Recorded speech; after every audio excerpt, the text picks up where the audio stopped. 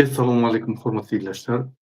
Şu gün men sizi hemmäňizi ýetip gelen mukaddes Gurban bayramyna ýa. Bu beýik bayram rehimdarlyň, ynsanperliň birik ýere hormat goýmaň we mertäçine goly bermeň nyşandyr. Bizim ata-babalarymyz bize öwretdi. Ullara hormat goýmak, agyr günne dogry anlaşmagyna kömek etmek we şu zatlara bize ýanky bizim dogry anlaşmamyz şu zatları teklip etdi. Ine şu gün halkymyzyň agdy birini saklamak üçin, birik ýere goly bermek üçin we adalata bolan anamy ýitirmezlik aýraty möhümdir.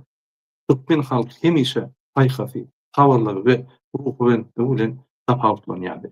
Şoň üçin şu günem biz hemmämiz birleşip şu bayramy bellemeli we gelecekde agdy bir bolup öz ojaklarymyzda parahatly, adalatly biz her wagt gorakdyk. Hormatly ýerleşler. Ýetip gelen Gurban bayramyny sizi kutlaýan.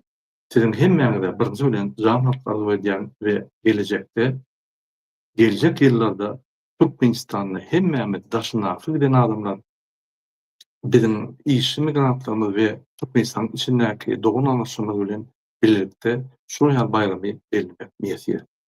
Hoş sag bolun, bayramyňyz gutly bolsun.